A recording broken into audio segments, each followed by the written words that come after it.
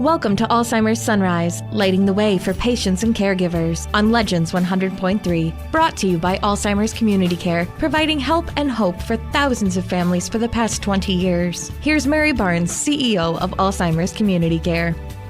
Welcome to Alzheimer's Sunrise, shining a light on patients and caregivers on Legends Radio 100.3 FM. You can call, as we're speaking, you can call Alzheimer's Community Care at 561-683-2700 or send an email to info@alzcare.org. You know, we have a very exciting morning this morning and a guest. And I want to talk a little bit about Scott Martin and his beautiful wife, Julie, who head up the National SafetyNet organization. And it is a service that you have all got embedded into our fabric of our country. And I say that because of the fact that Alzheimer's is so pervasive now throughout the country, but also you do it with a heart, Scott, and you do it because you really understand the really safety issues when it comes to what happens when an Alzheimer's patient gets into that mode of wanting to go home. Yes. Or wanting to find safety, or wanting to find out where they're really coming from, and confusion and getting scared. Scott, you are from Connecticut originally. Yes, I am. My home state as well. And you were a police officer, which is we call state troopers in Connecticut, that really are pretty much the same as we have down here with the sheriff's office. That is correct. They're a lead agency in Connecticut. The sheriff's office is down here as a lead agency. And you worked for them for quite a few years, like 20 years? 24 years to be exact. 24 years. Yeah. And you also, your lovely wife, Julie, who's your partner in crime here, she was a police officer too. So the two of you are a dynamic duo when it comes to what really appeals and why you become a police officer, because you really want to do it for the common good.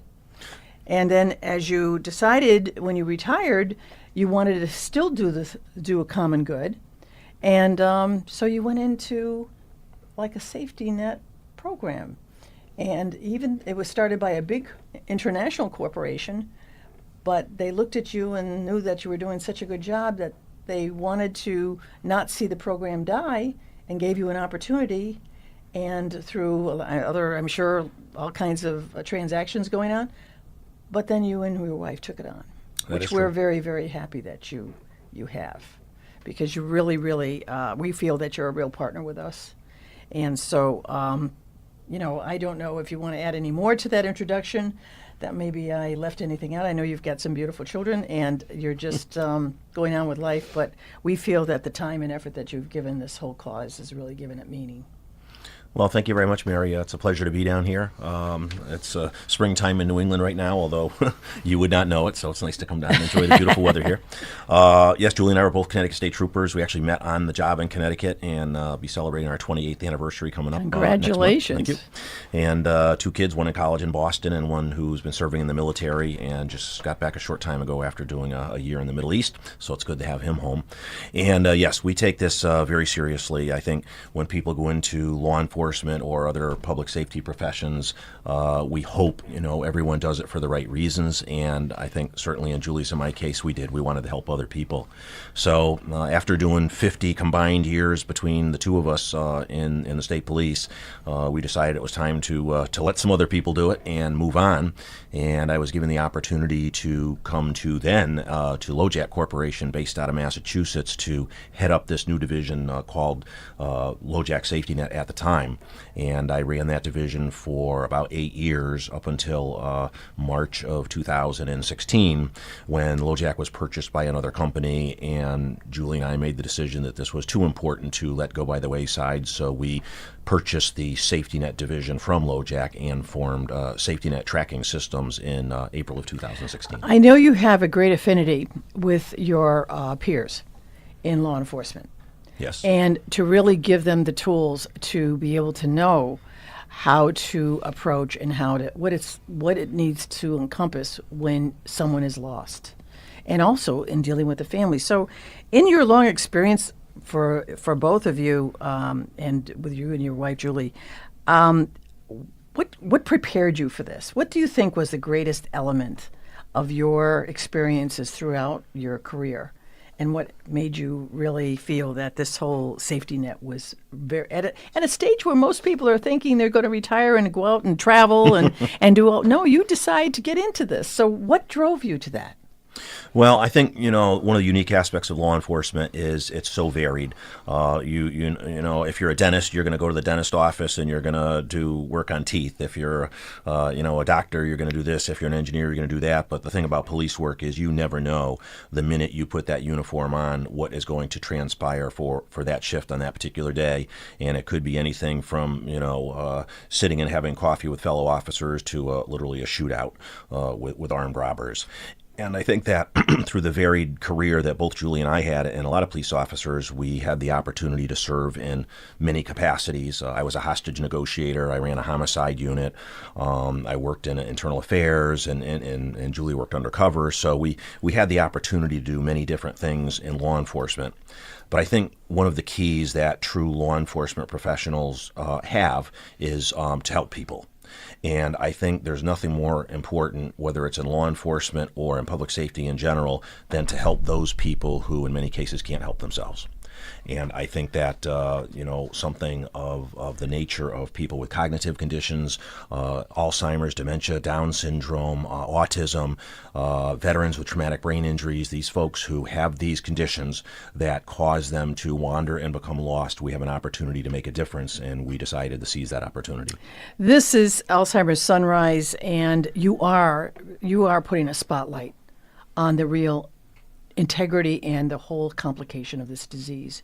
And if you can call Alzheimer's Community Care at 561-683-2700 to learn more about this intricacy of this whole service that we're going to be talking about this morning.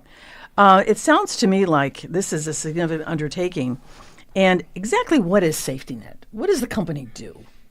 Well, it actually ties right in with your motto at Alzheimer's Community Care, Mary, that I learned from you when I first met you 10 years ago, that you place a safety net around caregivers and the folks who need protection.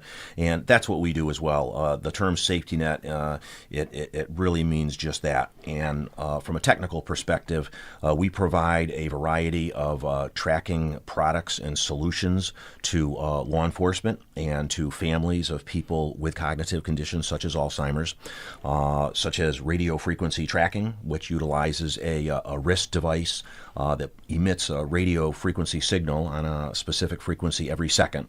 And it is maintained, the information of that individual is maintained in a database by law enforcement, HIPAA protected. And in the event that that individual goes missing, we work with law enforcement around the country, and we provide them with specialized tracking equipment so that when the call comes in for one of these individuals with a cognitive condition who do go missing, it's not one of these endless searches where they just, you go here, you go there, you go here and look. They can utilize this tracking equipment and the training that comes with it, and they can actually detect the individual's signal from their bracelet, and they can track that signal down. You know, one of the things when we first started 22 years ago as an organization, we always knew that search and rescue would be a huge endeavor on behalf of our organization. And we always knew that law enforcement would almost be like our brothers in getting into that. And there was a study done a few years after we got off the ground as an organization.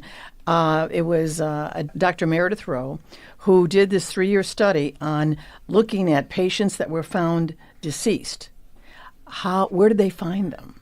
And I know search and rescue, they always had this pattern of how they would go out into the community. But when she got through with her study, it was very interesting to find out that 80% of the people that were found deceased were within a mile of their home. And that's because of the Alzheimer's. So it changed the way we looked at search and rescue and how we would have that pattern going out into the community. The technology now even cuts all that in half, even maybe more than half, maybe by 80%, because there's not that much guesswork anymore.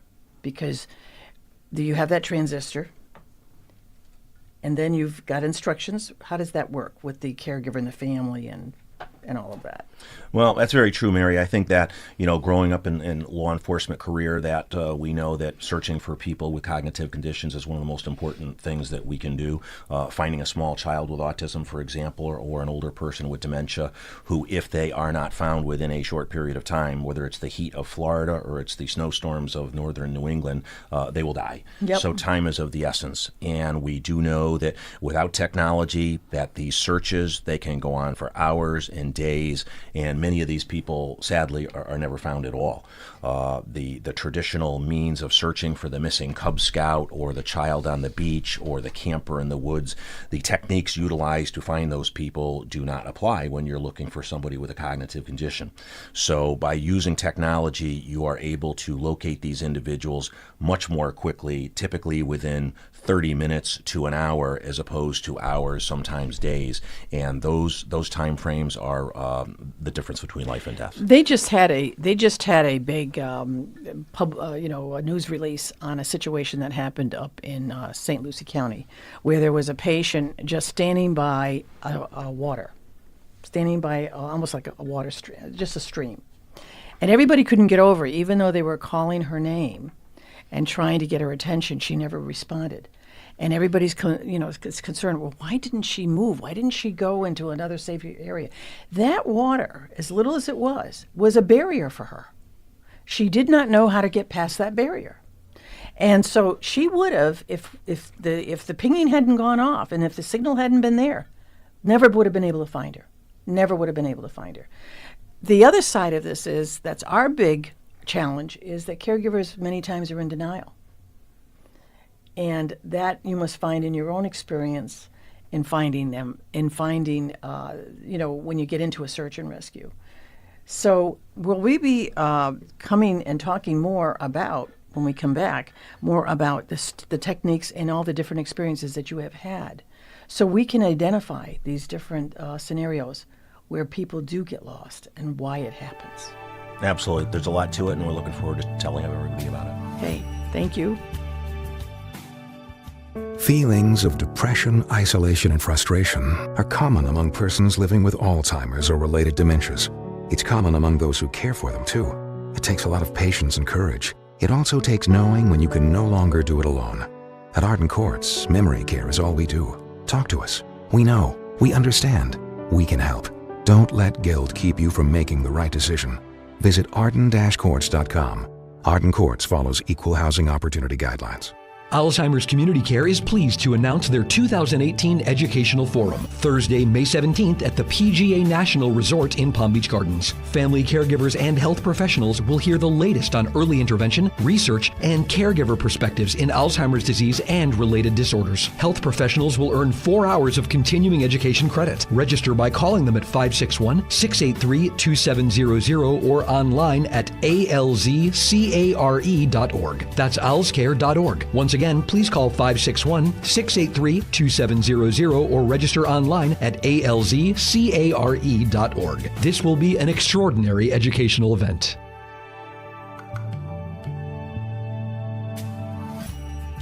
Welcome back to Alzheimer's Sunrise, shining a light on patients and caregivers on Legends Radio, 100.3 FM.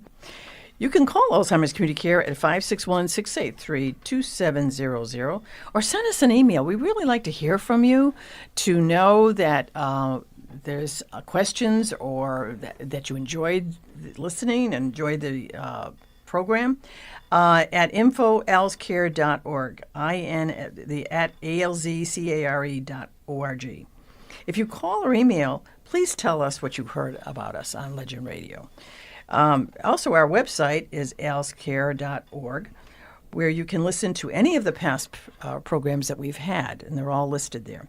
We have Scott Martin this morning talking about SafetyNet services, and we're a large partner with them on this whole issue of getting people back home safely, or because for whatever reason they get separated from the caregiver. And when you started the program the service back in April 2016, have you done anything different? Have you found anything as lessons learned, or is there anything different that what you feel is going in the right direction with what you want to see and do in the future? Yeah, absolutely, Mary. We're going into 10 years of being involved in this type of business here. And when we separated from the larger company 2 years ago, we were under quite a few constraints from a large corporation to what I felt and what Julie felt that we could move SafetyNet to. So since that separation, we've been able to offer a variety of new products and services that have been of life-saving benefit to many people out there, whether it's affordability or awareness. We've expanded to numerous additional states since we started the program. We're in 22 states right now and expanding. We have a heavy presence down here in Florida, particularly on the southeast coast. We are county-wide, for example, in every county from Dade, Broward, Palm Beach, Martin, and St. Lucie, and up into the central area of Florida and over to the west coast. And we realized that we need to offer more products and services. So it's not just this radio frequency tracking that we were talking about. We've more recently gotten involved into medical ID bracelets, for example, which most people would recognize those with the red medical insignia that typically indicates that an individual has heart disease or diabetes or whatever the case may be. But we realize that this is a medical condition as well. So working with Alzheimer's Community Care, who's helping us pilot a pretty good sized project with these ID bracelets, these are all individually numbered. So if an individual is found walking on the beach or in the middle of the road or the highway, which happens too often, unfortunately, and they are encountered by public safety, they can simply look at their bracelet. It has a toll-free number they can call to our emergency call center up in Boston, and there's a unique ID associated with each bracelet, and we can identify that individual, and we can provide a photograph and home address information, caregiver information to the agency that has found that individual. As we know, this disease goes through stages. And there is a time where the transmitter and that whole signaling and technology needs to be in place. But then there comes a time when it's not that necessary anymore. I believe in the jewelry. I believe in, and what we're going to be doing is having these insignia, but we're also going to be putting our own logo on that bracelet. So this way here, just because a lot of our law enforcement and a lot of agencies, they recognize that logo now. Yes. So they'll know it right away. They'll look for that number and they can call if they come across somebody that's out there that needs to be taken back home. And this is what really worries me and why I think this is such an important, another added feature for our offering because of the hurricanes. You know, it isn't like we don't have some pretty disturbing weather here. And there's many reasons why a caregiver and a patient can get separated. Our other vision is that we are able to help families live in the community as long as it's possible. And we've had great success on that. So having this added feature about a medical jewelry, and I do know everybody that has any kind of a disease has no problems with that. So it preserves the dignity and the integrity of the disease process throughout the disease. So we're very, very pleased that we can go into this kind of offering for our families. The other thing is that there's an alarm alert that we've got that we're working with you on, and we're going to be helping families. You just never know when somebody's going to open up that door and just go out, even though everybody thinks, well, she's on a walker. She's not going to go very far. Let me tell you something. I've seen some pretty patients go at a pretty fast clip if they feel that they're in a hurry to get somewhere. And the other sad thing is if we don't get out there right away and understand that they did leave the house, somebody might pick them up and want to take them someplace else. So the exposure of the safety is huge. So we're very, very, very pleased to go in that direction.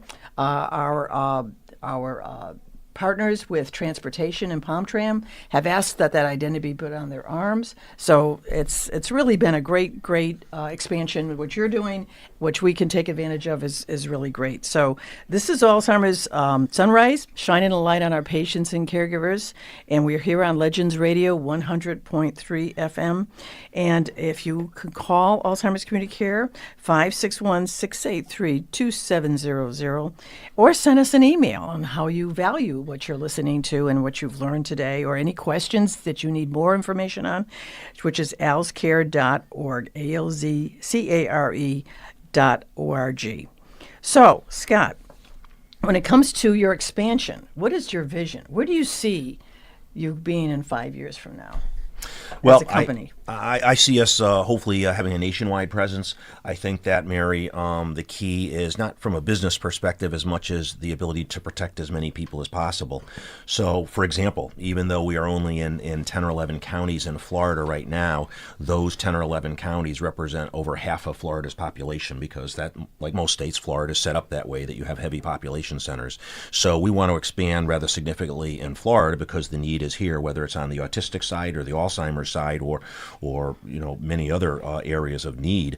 However, we try to get the biggest bang of protection we can in the geographical areas we go. So we are doing geographical expansion. We also have a patent going through the patent process right now, which will be a highly sophisticated device that will be wrist worn, that will not only have tracking capability, Mary, but it will also have the ability to detect physiological changes in the body and vital signs, because we have learned through working with the ACC and many other organizations that as an individual they're getting tense and they are getting ready to wander or elope, as it's called in this area.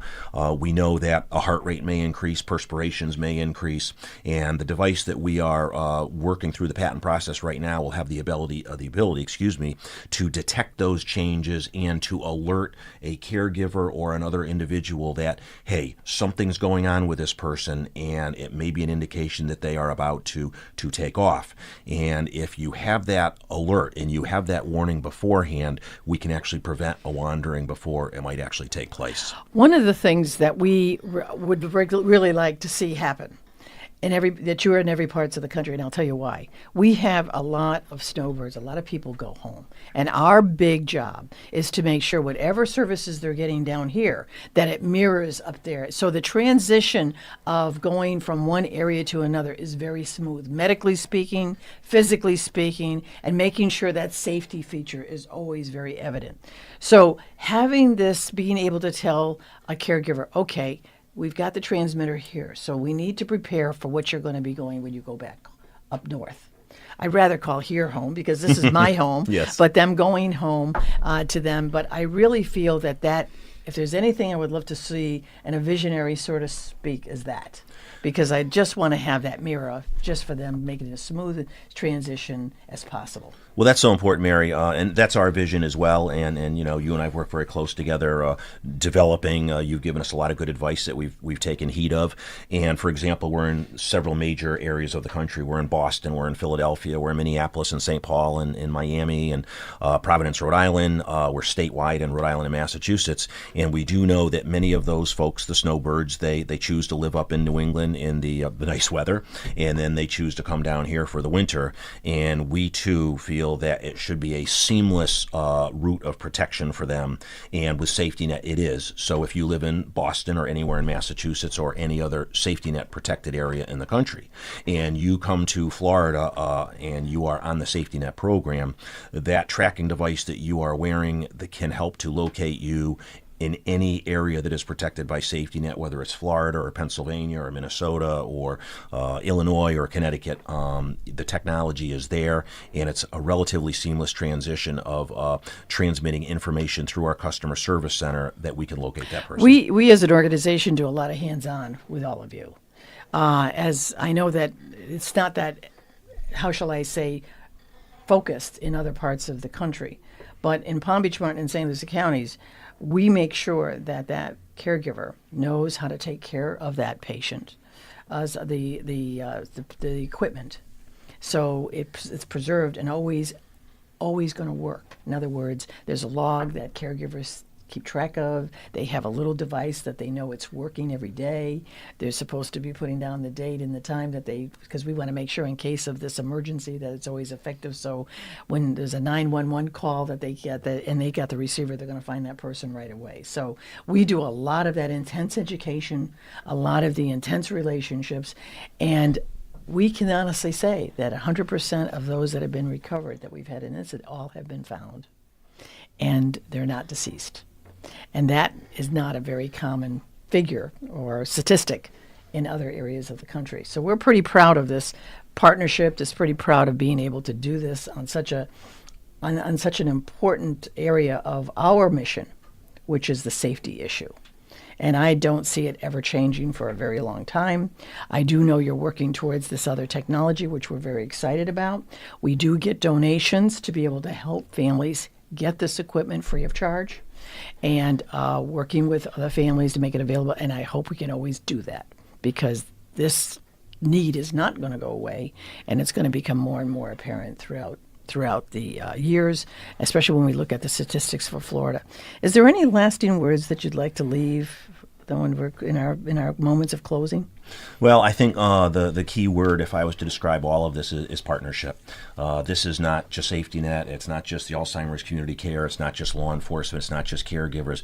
It's not just the medical community. This is a partnership of all of those entities to work together to provide technology, to get funding out there to families that couldn't afford technology on their own, and to protect as many people as possible. Do you have a website?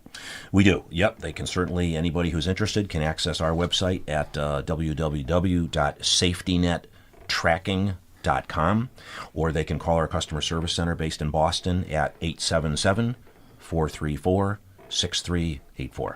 And we have that information on our website as well, so alzcare.org. So we just figure that that's making it as easy as possible for families when they hear all about the fact that there is this diagnosis, and being able to prepare it as quickly as possible.